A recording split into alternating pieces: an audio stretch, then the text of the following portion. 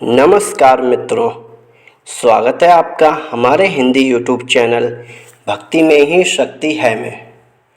आज के इस वीडियो में हम बात करेंगे कि भगवान श्री कृष्ण की मृत्यु कैसे हुई थी। चलिए फिर शुरू करते हैं।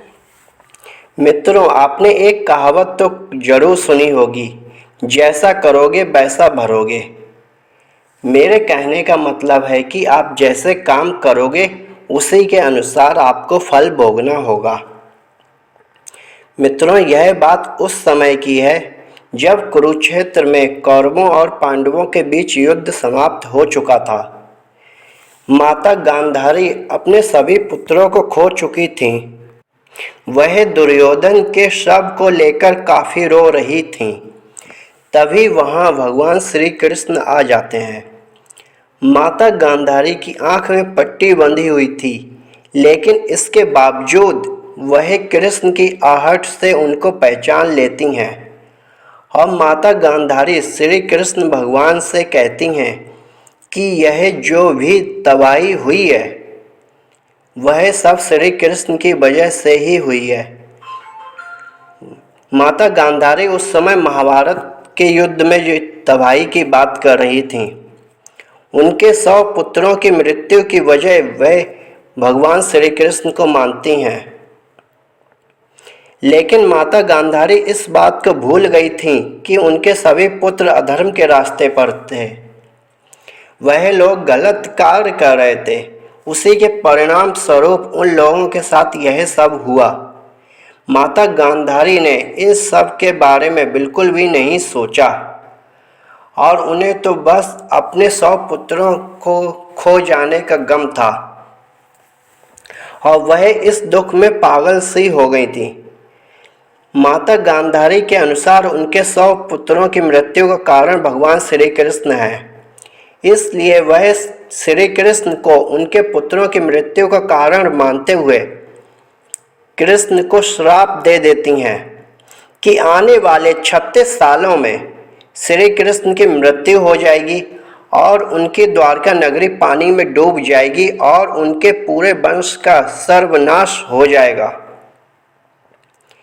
इन सब के बावजूद कि श्री कृष्ण भगवान खुश दिख रहे थे, लेकिन बाद में माता गांधारी को समझ आया कि उन्होंने यह श्राप देकर सही नहीं किया।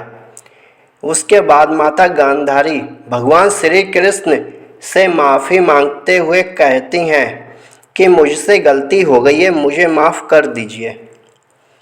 फिर भगवान श्री कृष्ण ने माता गांधारी से कहा, इसमें आपकी कोई गलती नहीं है, यह सब विधि का विधान है। मेरा, आपका और सभी का जीवन विधि के विधान के अनुसार ही चलता है और समय के साथ आपका श्राप भी असर दिखाएगा।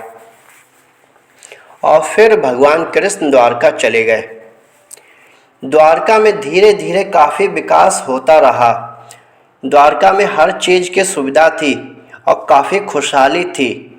धीरे धीरे यदुवंश काफ़ी शक्तिशाली होते चले गए और फिर धीरे धीरे माता गांधारी का श्राप असर दिखाने लगा। यदुवंशी शक्तिशाली होने के साथ साथ अहंकारी और घमंडी भी हो गए। एक बार यदुवंश के कुछ बालकों ने ऋषि दुर्वासा का उपहास कर दिया। फिर ऋषि दुर्वासा बहुत ही ज़्यादा क्रोधित हो गए और उन्होंने श्राप दे दिया कि कुछ ही दिनों में तुम्हारे यदुवंश का नाश हो जाएगा। पहले गांधारी का श्राप, फिर ऋषि दुर्वासा का श्राप, दोनों लोगों ने यदुवंश के नाश होने का श्राप दिया था।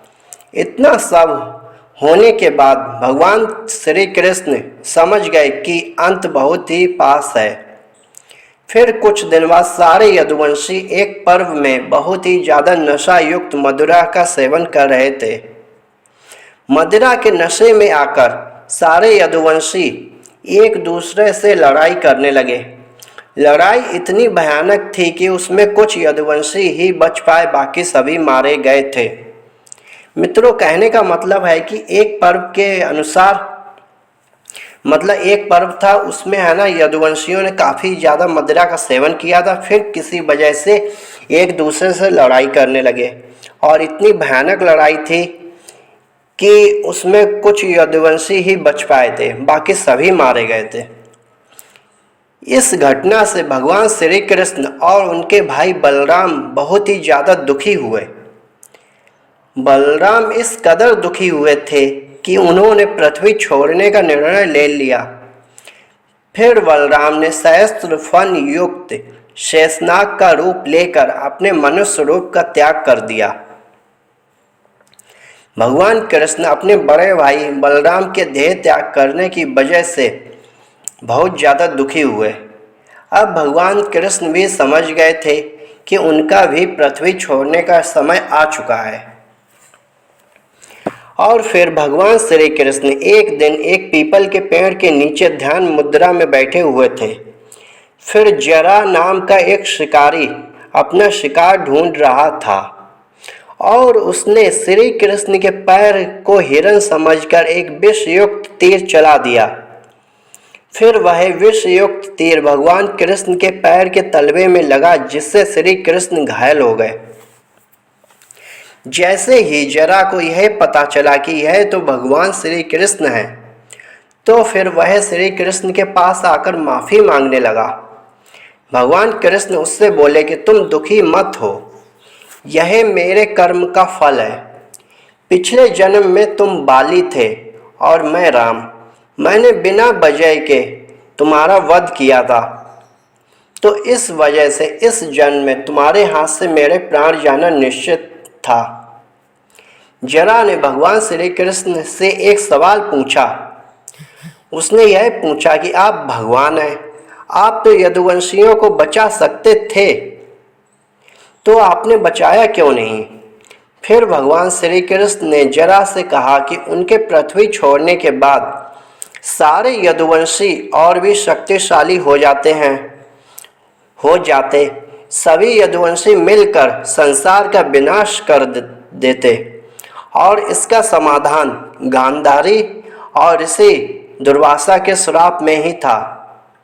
भगवान श्री कृष्ण ने यह भी बताया कि उनके पृथ्वी छोड़ जाने के बाद द्वारका नगरी भी पानी में डूब जाएगी और फिर कृष्ण भगवान ने अपना शरीर त्याग करके स्वर्गलोक को चले गए। मित्रों, इस तरह भगवान कृष्ण की मृत्यु हुई थी। अब तो आप समझ चुके होंगे, इस कहानी से हमें यह संदेश मिलता है, यह सीख मिलती है कि कर्म का फल हमें जरूर भोगना पड़ता है। यदि आप अच्छे कर्म करेंगे तो आपको अच्छा फल मिलेगा, यदि आप बुरे कर्म करेंगे तो उस कर्म का फल भी बुरा होगा। मित्रों, अगर आपको इस वीडियो से अच्छी जानकारी प्राप्त हुई है तो वीडियो को ज़्यादा से ज़्यादा शेयर करें और अगर आप हमारे चैनल पर नए हैं तो चैनल को सब्सक्राइब कर दीजिए और बेल के आइकन पर क्लिक ज़रूर करें, जिससे कि आपको हमारे आने वाले वीडियोज़ का नोटिफिकेशन मिलता रहे। धन्यवाद। जय श्री कृष्ण।